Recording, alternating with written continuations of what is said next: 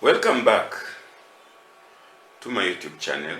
I'm your tutor of entrepreneurship, Professor Henry Buisa of Jomo Kenyatta University of Agriculture and Technology. This is part 2 of my series on Can Bukusu culture afford to be studied? Part 1 can be found at this link.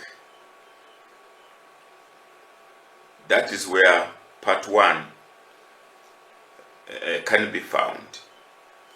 This is part 2. I want to repeat, I'm no anthropologist, I'm no historian, I'm no expert in culture. And therefore, as I attempt to answer the question, can Bukusu culture afford to be studied, I'm using my own life history.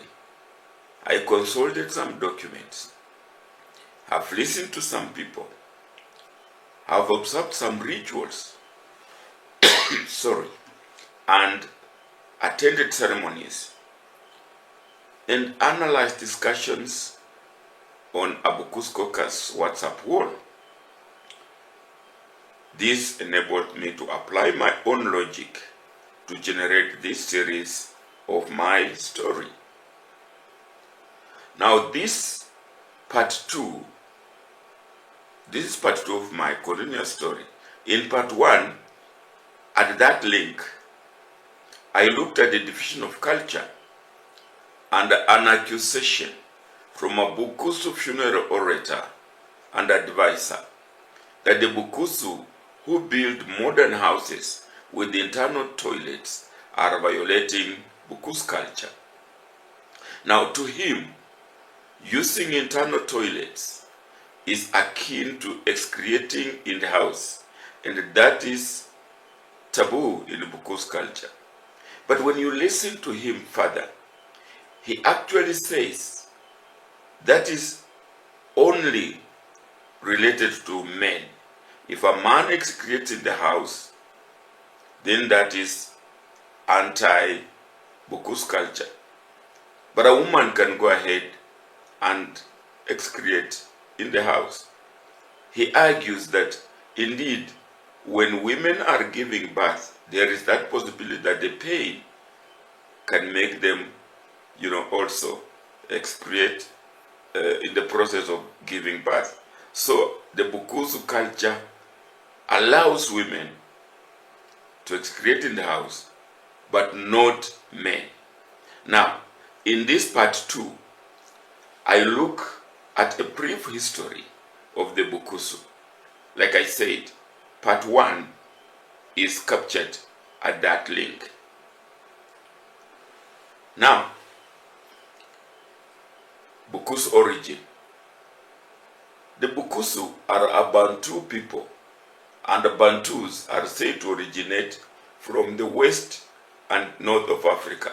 Look at those red arrows, red lines. Said some originated from Egypt, others from the Cameroon in the west, and the Bantu came to East Africa. They are even in South Africa. Bantus are all over Africa, and the Bukusu are part of Bantu. Now, I did not find one universally accepted story of the Bukusu history. Some say the Bukusu descended from Mwambu and Sela in the long past. Others say the Bukusu became distinct from the rest of the Luya in the late 18th century. The emergence of a subnation, a history of the Bukusu to 1990 by Professor Simiyu, suggests that the Bukusu could have split from the Bakishu of Uganda in the 14th century. Like I said, different people give different versions.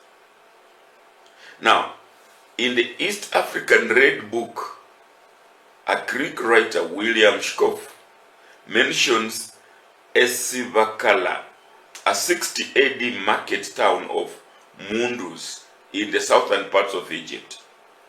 Professor Bethwell Ogot, in his work History of Southern Luo, 1967, and Fred Makila, An Outline History of Bukusu of Western Kenya, 1978, suggest that Esibakala was one of the earliest gathering of descendants of Mundu, who is said to be the great ancestor of Bukusu.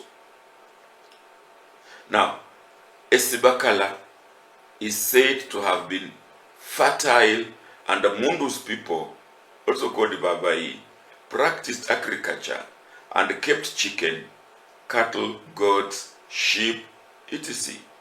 Babai even domesticated dogs for security and hunting.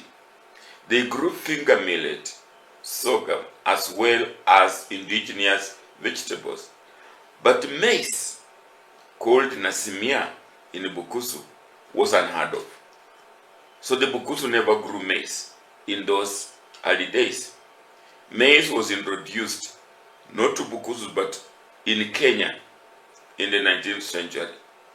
Sukuma wiki or kales were also not among the indigenous vegetables at Esibakala, which were like saka, sucha, and so on and so forth.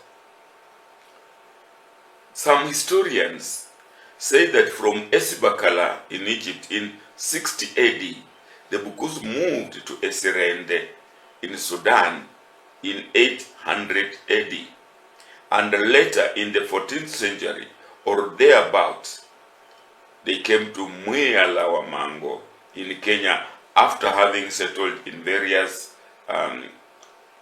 places between the Sudan and Kenya.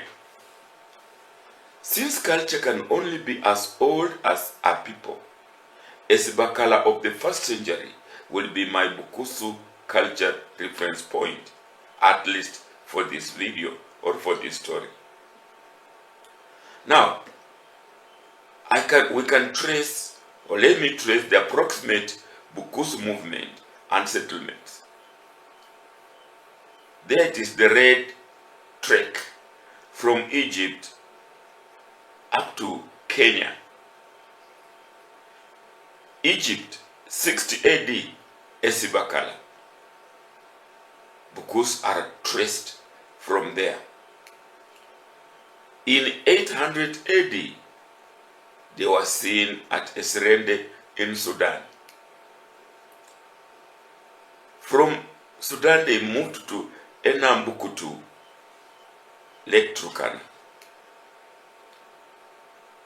on to Embai Silikwa, Cherengani Hills.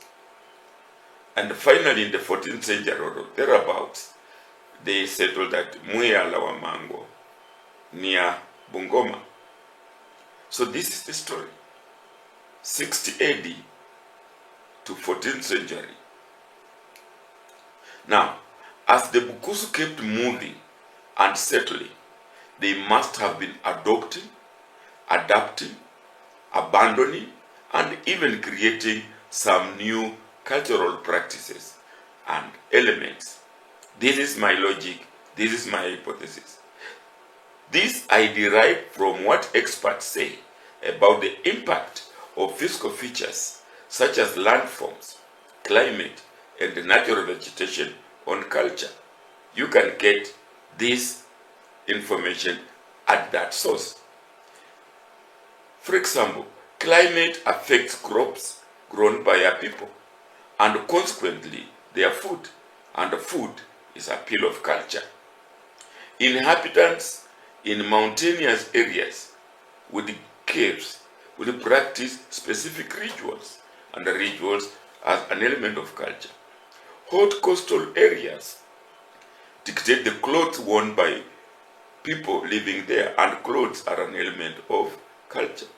Therefore, this makes me make this hypothesis that since the Bukusu were moving from place to place, Egypt, the climate of Egypt, clothes must have been different probably, the food, down up to the present Uganda with all those different topographies and physical features, Bukusus must have been adapting, adopting, abandoning, and creating new cultures, because geography has a bearing on culture.